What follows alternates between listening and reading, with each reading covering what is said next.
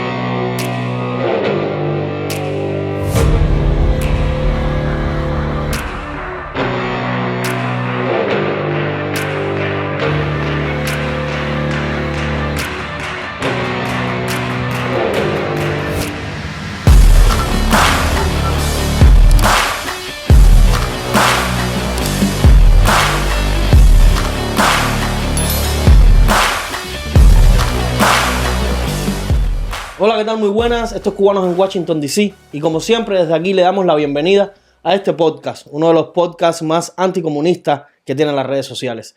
Si es la primera vez que estás viendo alguno de nuestros videos, te invito a que te suscribas, a que le des a la campana para que YouTube te notifique cada vez que subamos contenido a este canal y que nos dejes tu like y tus comentarios. Nos interesa saber qué piensas al respecto de lo que aquí cada semana estamos debatiendo. Yo, Mario, ¿qué tal? ¿Cómo están? Muy bien, Reinier, un saludo para todos aquellos que nos están viendo en este nuevo episodio de nuestro podcast. Bien, Renier, pero realmente preocupado viendo que los días pasan y que me da la impresión que no nos creemos tanto como si se lo cree la propia dictadura y se lo cree Rusia y el Departamento de Estado, que a aquello le quedan días. Bueno, y la verdad es que si bien usted se mantiene firme con esa teoría o con ese vaticinio que usted pero preocupado, nos trajo acá, firme, pero preocupado de que no estemos tan convencidos nosotros como ellos sí lo están.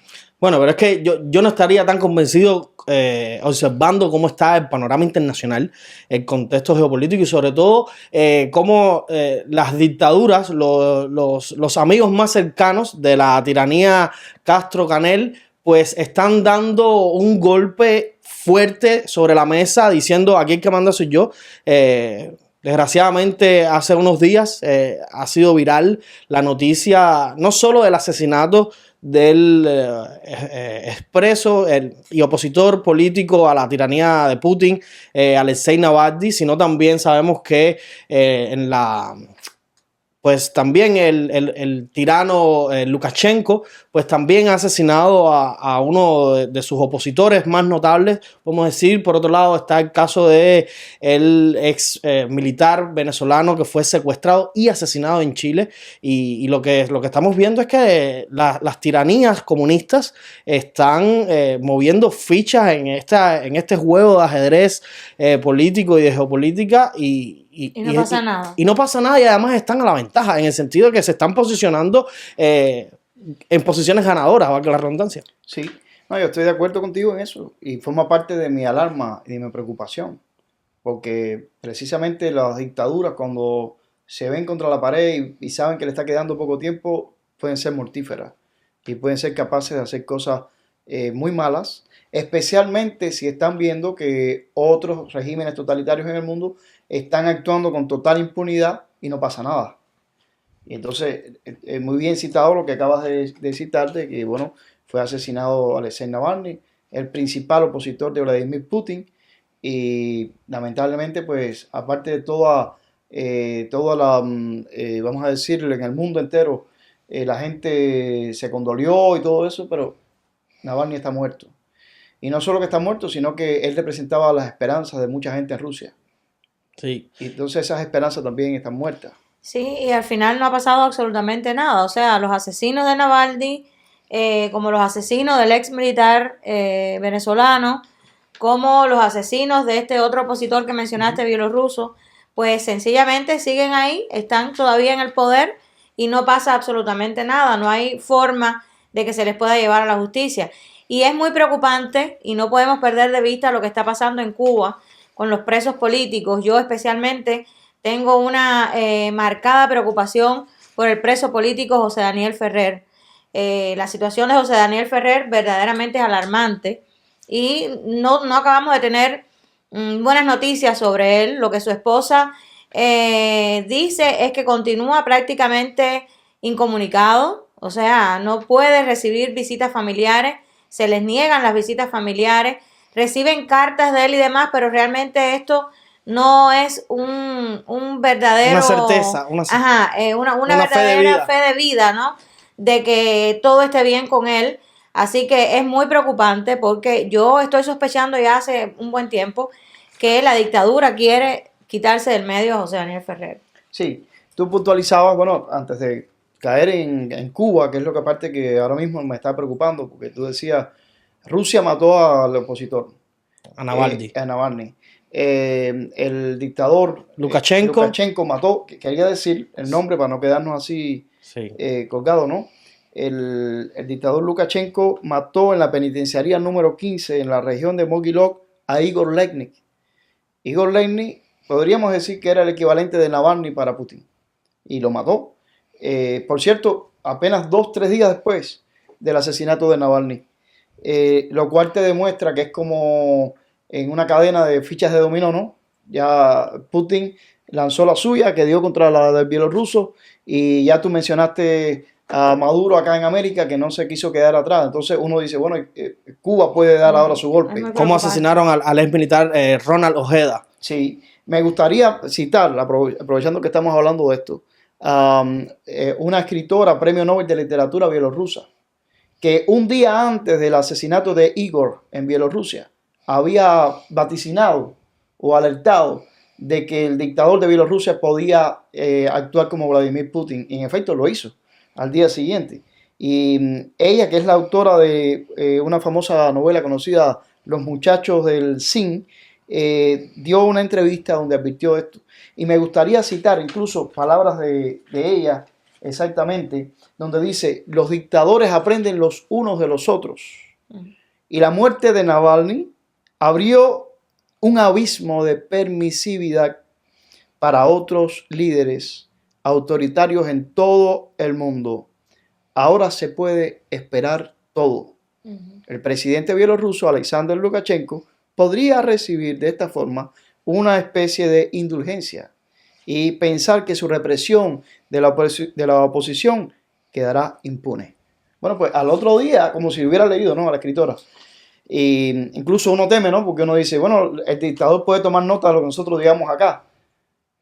Pero no es que el dictador puede tomar nota, es que estamos viendo con toda lógica que si Putin mató a Navalny y Lukashenko mató a Igor y Maduro acaba de matar a Ronald Ojeda, bueno, pues caballero, cualquier cosa es posible en cualquier Cuba. cosa es posible, pero o sea, el próximo opositor a las tiranías comunistas, ¿cuál va a ser? Uno cubano, será Ferrer, será Félix Navarro. Entonces, no es que uno quiera resultar alarmista, por el contrario. Ni por supuesto quisiéramos estar dando ningún tipo de idea, pero es que son los equivalentes en nuestro país a lo que está sucediendo en el contexto internacional. Y sabemos que todas estas tiranías están intercomunicadas, interrelacionadas y actúan al unísono con todo este tipo de estrategias y metodologías. El asunto, Reinier, es que la idea está dada y la dio Vladimir Putin. Cuando mató a Navalny está dándole un mensaje, como bien dijo la escritora bielorrusa, a todos los dictadores del mundo, de que maten, que aquí no pasa nada. No, y además no es que maten por el simple hecho de matar, sino es que son muestras de poder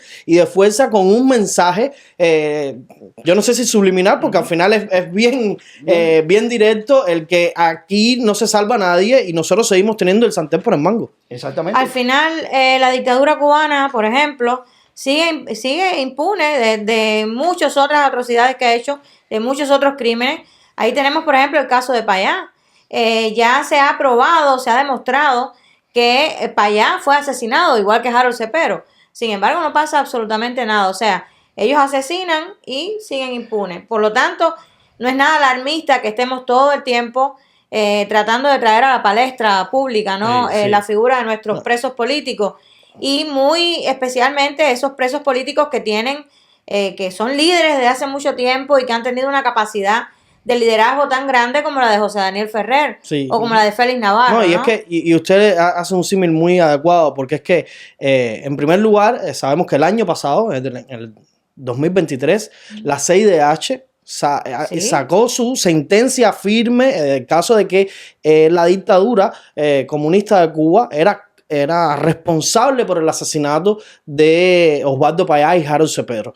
Y además de eso, hemos estado hablando fuera de cámara de que Payá, de cierto modo, en su momento fue el equivalente a lo que a Navalny en Rusia, que además tenían una historia muy similar en contexto de que estuvieron fuera de las garras de los distintos tiranos y sin embargo en esa valentía que los caracterizaba, pues asumieron su responsabilidad, el contexto histórico que los envolvía y decidieron regresar a donde desgraciadamente fueron asesinados. Sí, no, el símil es total. O sea, a Navalny, nuestro muerto Osvaldo Payá, equivale, ¿no? Totalmente, pero fue hace 12 años. Y entonces... El Payá. Exacto, y lo que nos está preocupando ahora es que los dictadores en este momento pues se están compitiendo a ver quién mata al más duro de su oposición. Entonces, Putin acaba de matar con total impunidad a Navalny, el Lukashenko acaba de matar a Igor, Maduro acaba de matar, como tú bien dijiste, a este que había... Este es militar, o sea, Ronald Ojeda. Entonces uno ve con toda lógica, ¿no? Y con todo temor, además, viendo que la dictadura cubana es la que peor está en condiciones de todas esas, porque se está desmoronando, como ya hemos dicho, y que yo pienso y ratifico aquí que no creo que pasen del 12 de mayo. Pero precisamente eso me alarma más todavía, porque las fieras cuando están acorraladas son capaces de matar. Y por lo tanto, yo me temo que pueden aceptar un duro golpe. Le estoy pidiendo a Dios con toda mi fuerza de que si esos diablos están fraguando cualquier cosa, no les salga bien. Y pido por la vida de José Daniel Ferrer, pido por la vida de Félix Navarro, pido por la vida de Ernesto Borges, pido por la vida de bueno, tantos presos. Todos los presos de los 1067 presos políticos. Lo que pasa es que en este caso, Félix Navarro, José Daniel Ferrer, son figuras con mucho más recorrido en el activismo. Icónicas, ¿no? Además icónicas, y como hemos dicho, son los equivalentes, ¿no? A estos opositores que han sido asesinados por otras dictaduras como la de Lukashenko o la de Vladimir Putin, y además tienen mucha más relevancia a nivel internacional. Entonces, sobre todo para el mensaje de miedo y de terror que quieren difundir y que necesitan, y que es un arma y una metodología que siempre han usado estas tiranías, pues son mucho más efectivos. Sí. Y para colmo, pues como veníamos diciendo al principio, cuando yo dije que yo ratificaba y ratifico y voy a ratificar aquí que la dictadura no pasa del 12 de mayo, pero que eso lo sabe mucho mejor que nosotros mismos. La propia dictadura, pero lo sabe también sus aliados y cómplices de Moscú. Y lo que es evidente, porque nosotros en nuestro podcast anterior, de Moscú no creen lágrimas, habíamos hablado acá de las frecuentes visitas a La Habana que estaban realizando todos estos altos funcionarios rusos. El mismo canciller, Lavrov, había estado hace poco, el 19 de febrero, pero el año pasado, 2023, estuvo 3 veces. Canciller. Pero no es solo esto, sino que acaba de ir a Cuba y está en Cuba en este momento que está saliendo el podcast, Boris Titov, que es el jefe del Consejo Empresarial Moscú-Cuba. O sea que está en este momento el más duro de Rusia, que han puesto en Rusia para la cuestión económica. Y esto no es por gusto. Le están tratando de tirar a la dictadura el salve para que no acabe de ocurrir lo que ya nosotros hemos estado aquí viendo que viene, ¿no? Porque obviamente están tratando de apuntalar para que no se caiga. ¿Con qué? Con divisas, con dinero, como se pueda.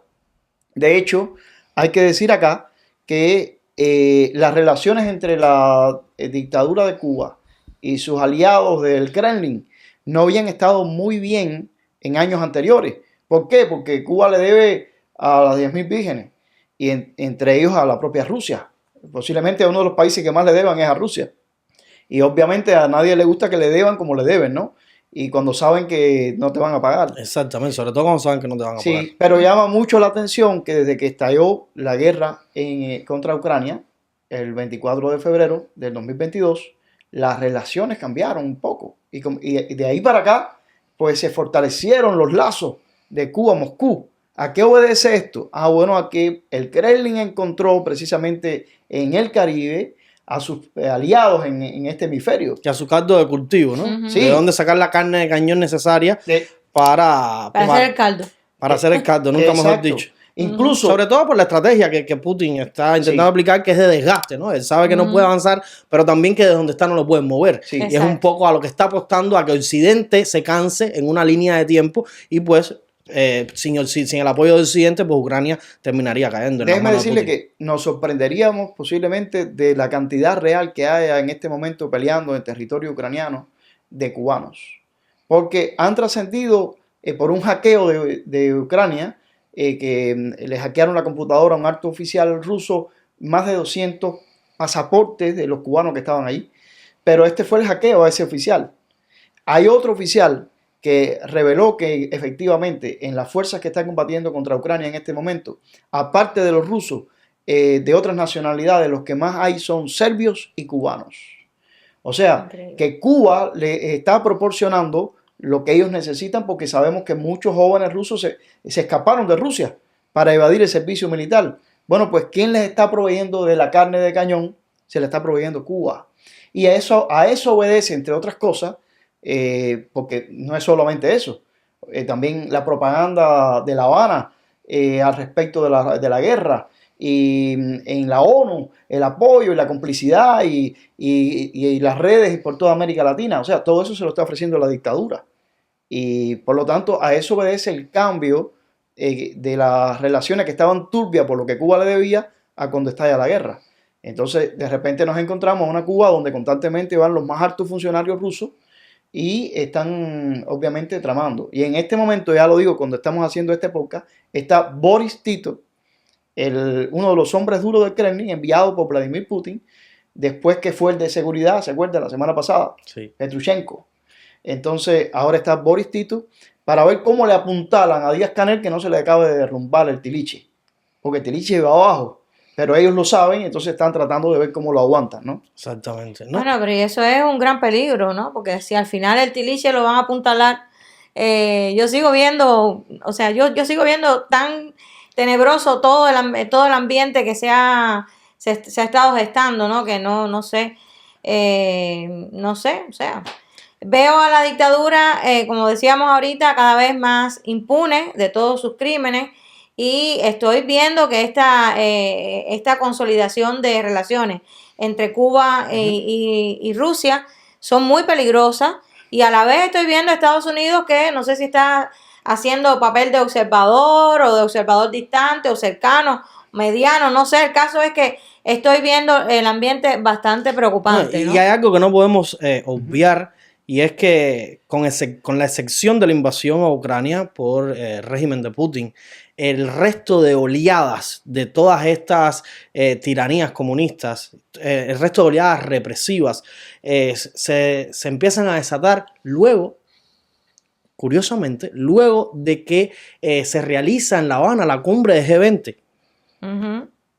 Del G77 más China, no del G20, la cumbre de G77 más China. Y lo curioso es que no solamente se realizó en La Habana, sino es que en estos momentos es la presidencia o la Cancillería cubana quien está presidiendo esta coalición de países que sabemos que están integrados por las más nefastas tiranías. Estamos hablando de Irán, que a su vez Irán es quien está patrocinando en el Medio Oriente la injerencia por parte del grupo terrorista Hamas en el Estado de Israel. Entonces, como que están atacando desde todos los frentes todas las tiranías comunistas y todos estos gobiernos totalitarios que lo que quieren es sacar al mundo del contexto global en el que se vive, donde Occidente sigue teniendo la bandera, donde las democracias siguen teniendo la bandera y tratando de mantener ese orden que, gracias a Dios, por tantos años se ha podido consolidar después de las guerras mundiales.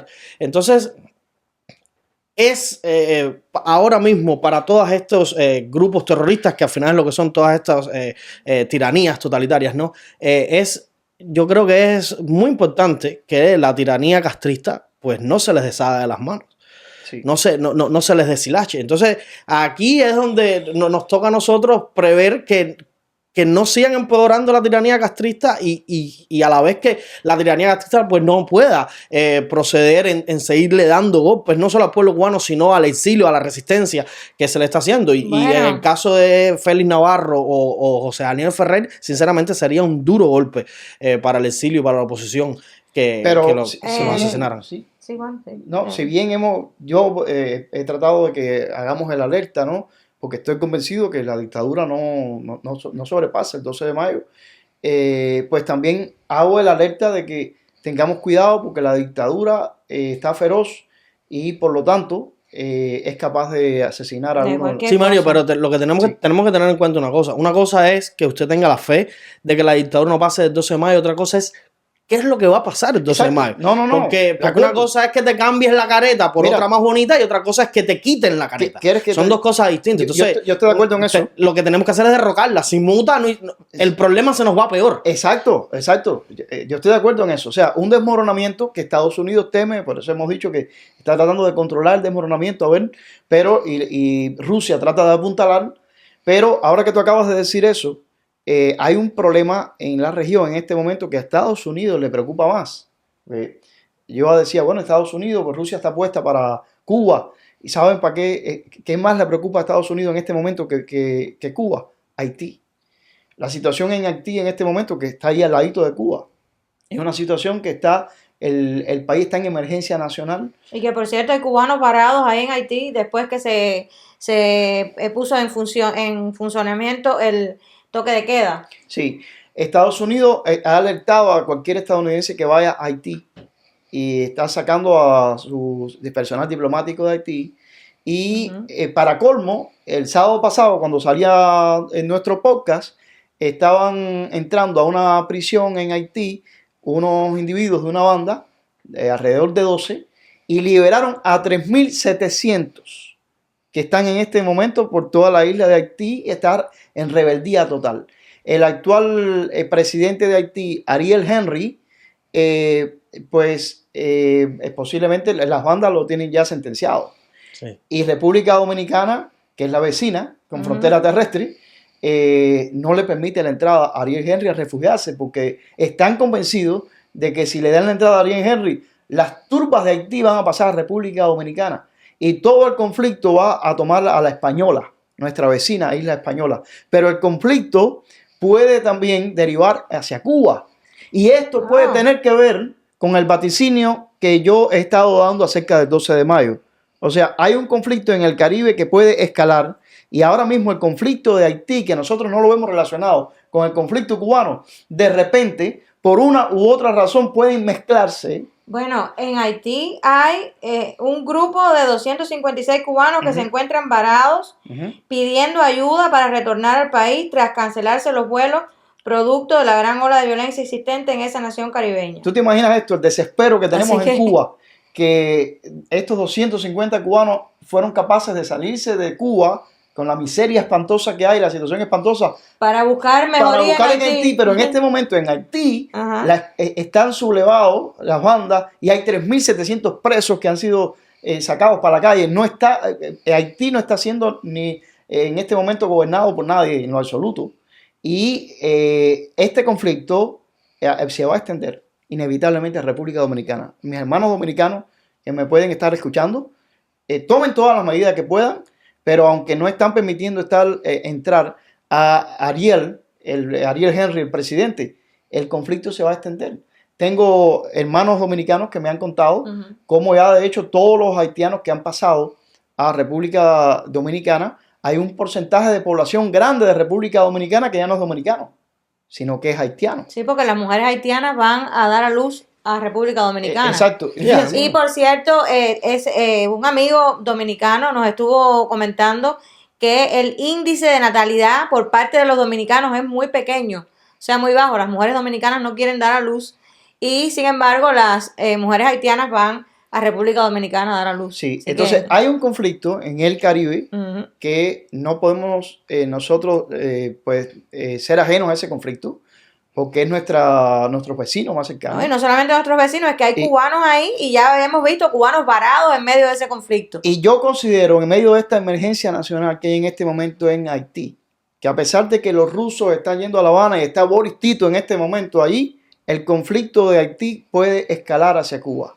Y puede poner su ingrediente en que lo que yo he estado diciendo aquí que va a estallar antes del 12 de mayo, va a estallar, pero Haití puede poner su grano. Bueno, y por otro lado, la emigración cubana continúa.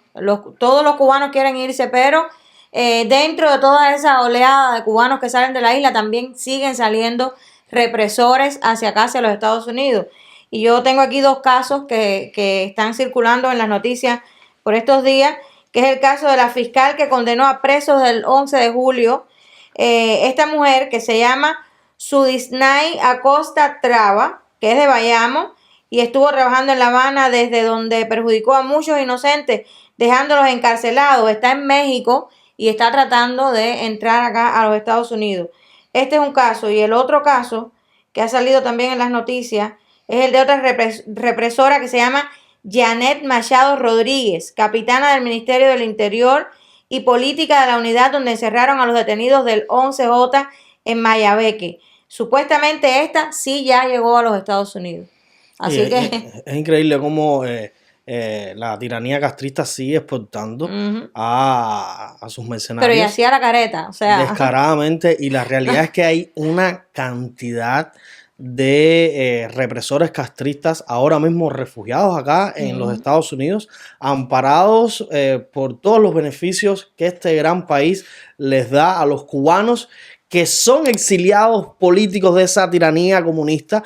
Y lo más terrible de esto es no solo el descaro y la impunidad que están gozando todos estos represores, sino que también son agentes infiltrados, no solo de opinión, sino sabrá Dios con qué misión están viniendo acá, porque si esas personas no son puestas bajo no solo el ojo público, sino bajo el entendimiento de las autoridades como el FBI. Pueden hacer cualquier cosa. Pueden estar llamados a hacer cualquier cosa, y además Exacto. que en 5 años esa gente son ciudadanos. En 5 años esa gente, si el FBI no toma cartas en el asunto, esa gente son ciudadanos americanos. Y entonces es un problema mayor. Sí. No, y de que tienen misión, la que la dictadura les encomiende. Claro. Exactamente. Una es cambiar el mapa político de los Estados Unidos. Eso Pero es correcto. otra es que cuando le den la orden de asesinarnos a cualquiera de Lo nosotros, hacen sin ningún problema. Sin ningún problema, porque además saben que tienen refugio Totalmente. en la isla, pueden regresar y ahí Totalmente. tienen refugio. Es bien penoso la situación que se está viviendo acá en Estados Unidos con este tema, ¿no? De la cantidad de represores de la narcotiranía comunista que a día de hoy campean con un libre albedrío sin ningún tipo de consecuencias, ¿no? Sí. Y la verdad no debería, esto no debería estar pasando, pero sin embargo la administración de Joe Biden insiste en mantener sus fronteras abiertas. Y hay una noticia curiosa siguiendo la línea esta de la inmigración, y es la llegada de 29 migrantes cubanos que fueron liberados y fueron alojados en una iglesia de Hialeah. Y estos 29 migrantes cubanos pertenecían a una misma denominación en Cuba. No sé si Mario tiene más información sobre esto, pero Bueno, es bien curioso, ¿no? Porque sí, yo remito a un material que sacó el amigo Ricardo Quintana de Radio y Televisión Martín al respecto, donde entrevista a estos hermanos que se encuentran refugiados en esta iglesia en Hialeah. En realidad, ellos llegaron a los Estados Unidos en diciembre en esta embarcación, pero estuvieron detenidos en Cron. y fueron liberados. Y afortunadamente los liberaron y afortunadamente pues están en una iglesia en Hialeah. O sea que afortunadamente no todos los que vienen son comunistas o secretarios del partido o agentes. Pero de todas formas es muy preocupante lo que estamos hablando acá, ¿no? Como preocupantes son los cubanos que están yendo a pelear contra los ucranianos, ¿no? Que están yendo a morder tierra extranjera, metidos en algo que no les incumbe ni les pertenece. En vez de intentar cambiar la miseria de la isla, prefieren irse a morir o a matar a tierras extranjeras y lejanas para ver si, según dicen, la justificación que ponen los que han sobrevivido o los familiares es para ver si la situación familiar mejoraba algo. No, y es que eso es uno de los grandes males que tiene la sociedad cubana, ese gran daño antropológico que ha sufrido nuestra sociedad, y es parte, ¿no?, incluso del proceso cuando tengamos la oportunidad de reconstruir la nación cubana. Yo creo que va a ser uno de los aspectos más difíciles, ¿no?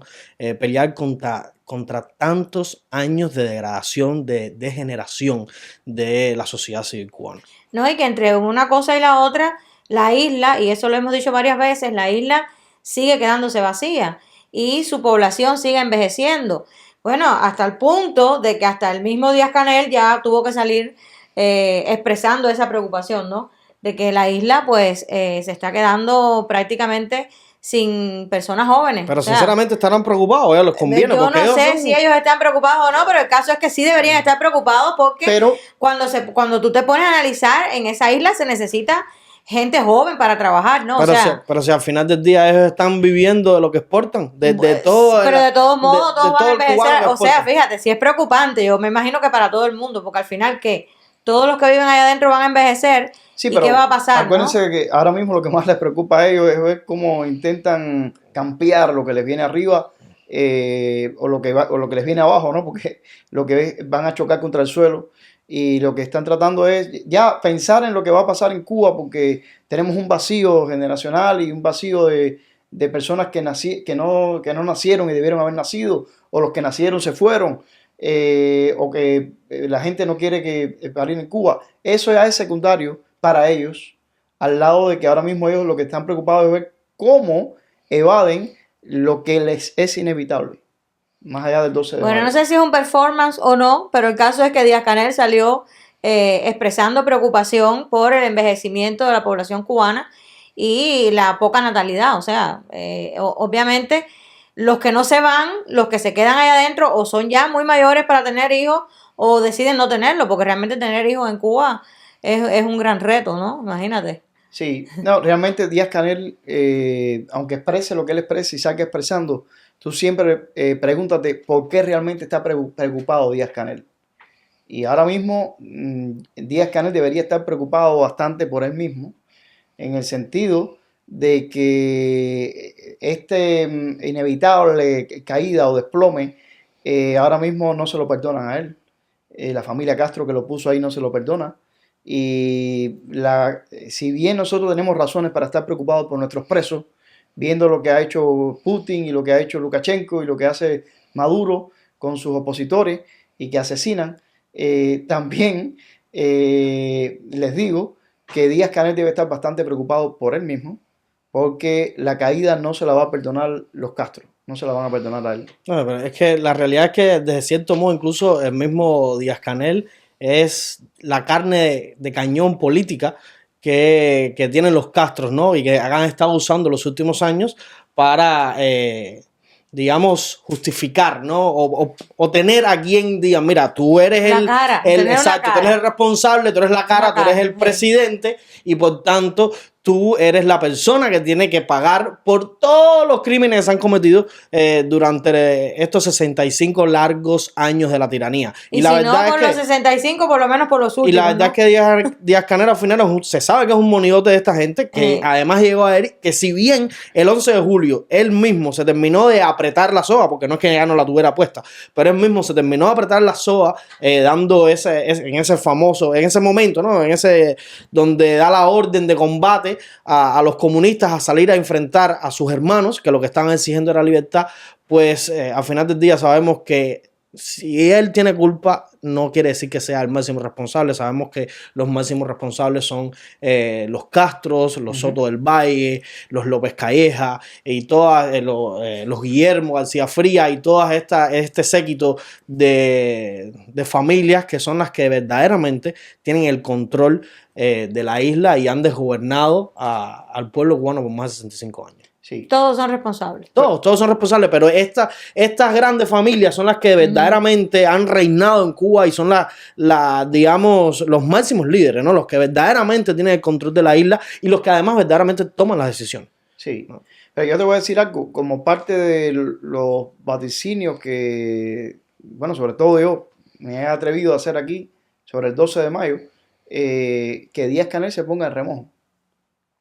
Yo estoy preocupado por mi gente, estoy preocupado por José Daniel Ferrer, por Félix Navarro. Y no estoy preocupado por él. No se vaya a pensar que yo estoy preocupado por él. No, yo pensé que iba a decir, estoy preocupado por Díaz-Canel. El que sí debiera preocuparse por él es él.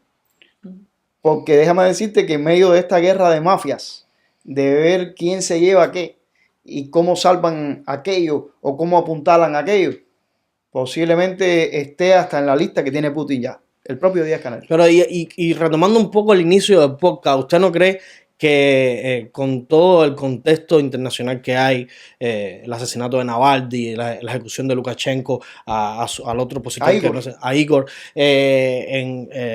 la ejecución que perpetró Maduro en Chile a este ex militar venezolano, no creo, yo sinceramente quisiera no verlo de esa manera, pero yo veo a todos estos regímenes totalitarios y además aliados absolutos de la tiranía narcocomunista, yo los veo más fuertes, no los veo en esa posición de debilidad que a la que usted está abogando. Yo los veo cada vez más impunes. Y que pase, porque una cosa, y es lo que hemos dicho, ¿no? O sea, que pase un cambio, no lo dudo, en el sentido de que ellos están orquestando ese cambio fraude para hacer una apertura económica y a lo mejor empezar a lavar todos los activos que han ido invirtiendo en la isla, en el sector turístico, pues sabemos que la isla de Cuba, la gente está muriendo de hambre, pero los hoteles se siguen construyendo como si fueran, es increíble, ¿no?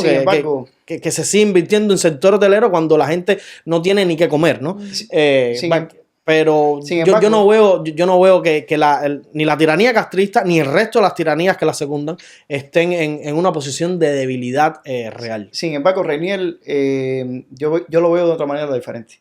Yo creo que cuando estos regímenes totalitarios son capaces de matar como lo están haciendo, es porque se sienten débiles y sienten que hay enemigos que los pueden eclipsar o hacer colapsar.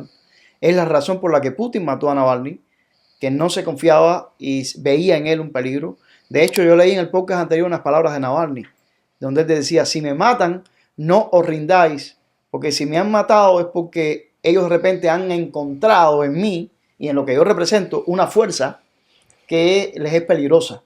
Entonces, cuando ellos están matando, no es porque se sienten fuertes, sino porque sienten la necesidad de matar, porque esos enemigos internos y desarmados, fíjate, porque Navalny era un enemigo desarmado que quería pacíficamente cambiar el sistema en Rusia. Sin embargo, tienen tanto temor que le temen a enemigos desarmados, pero que son desarmados, por supuesto, con armas físicas, porque Sí. las armas ideológicas y las armas de ideas de estas personas son muy fuertes. Sí. Y te vuelvo a citar aquí para allá una frase que posiblemente sea la frase que más hemos repetido desde que empezó este podcast. Cuidado con estos muertos que matáis, porque pueden expoliar el ansia de libertad del pueblo cubano, en este caso de los cubanos, ¿no?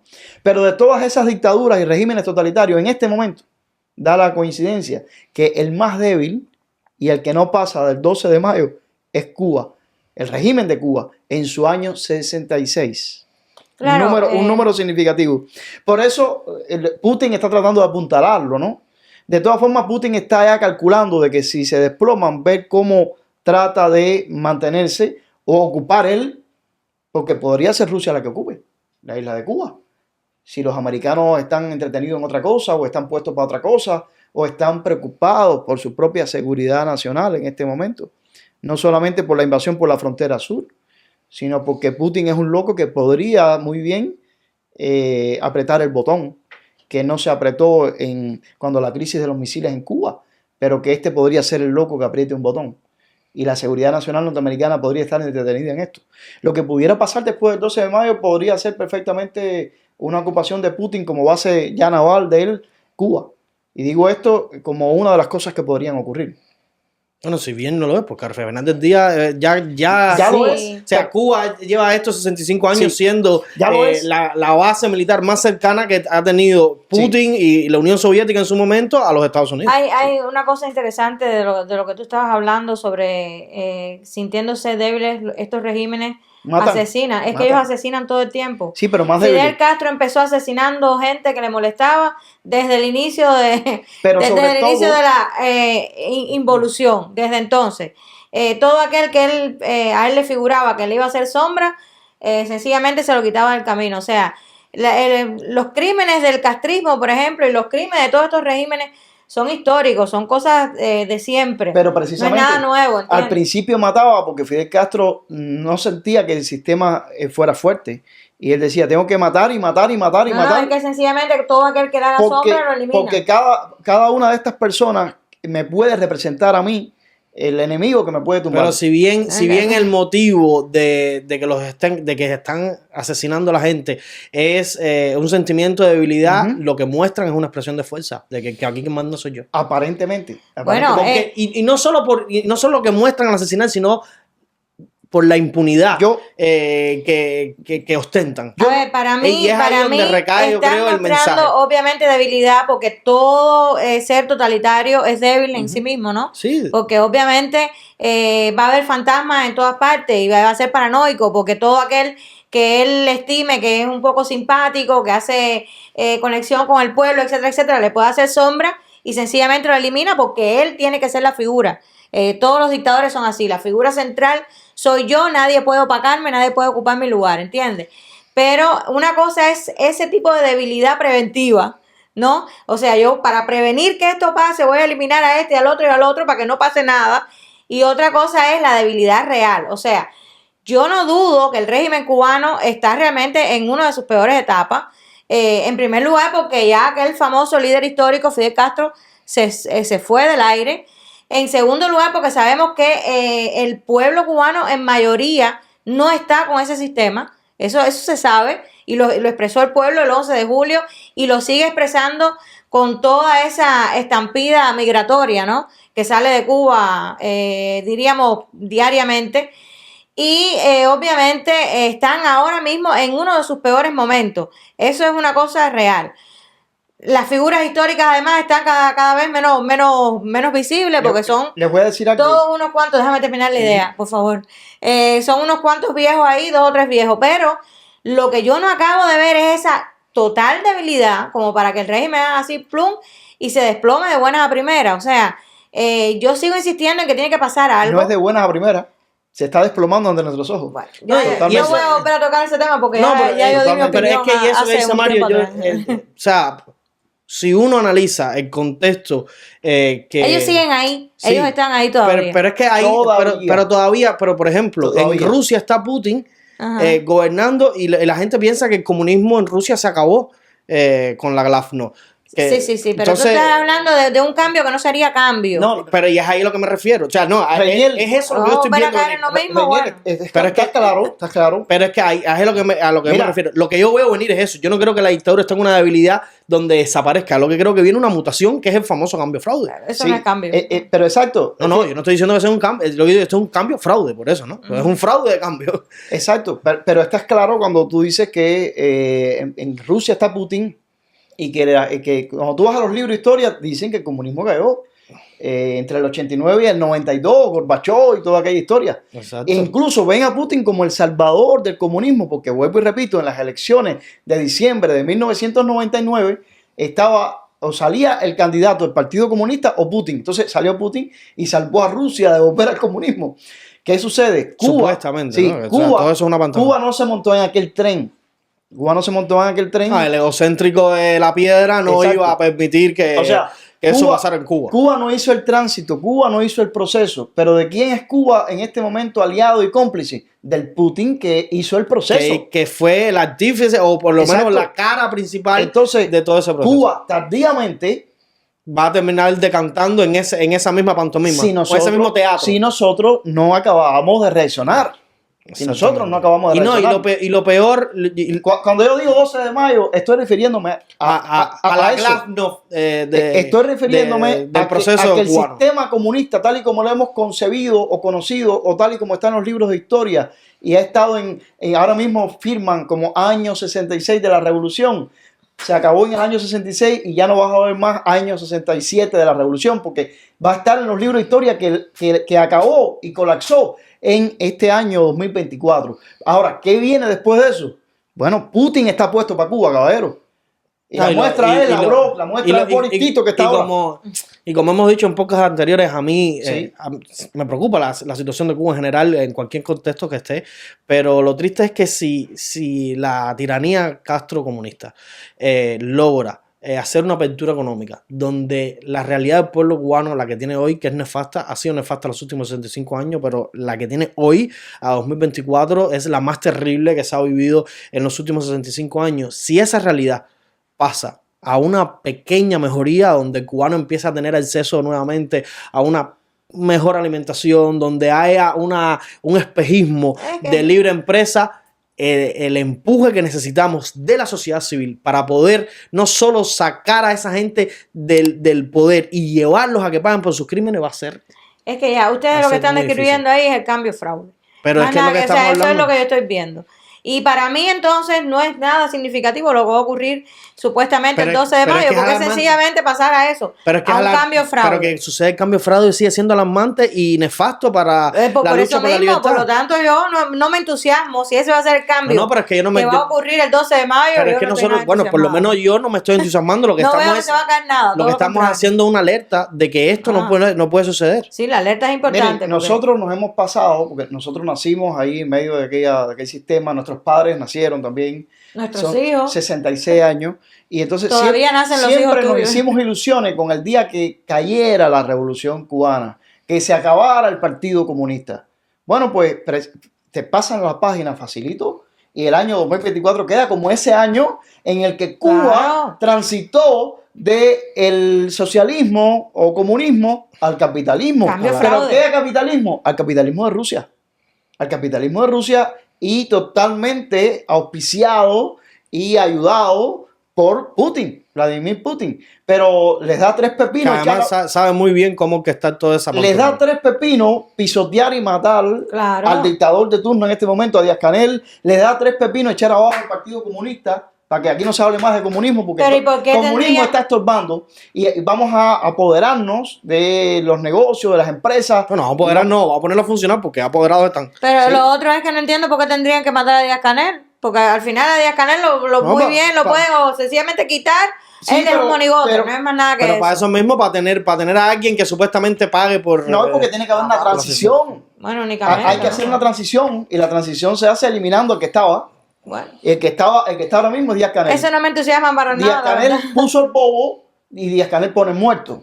Y el Partido Comunista se va abajo porque el Partido Comunista da 3 pepinos y no importa. El Partido Comunista sobra de nombre.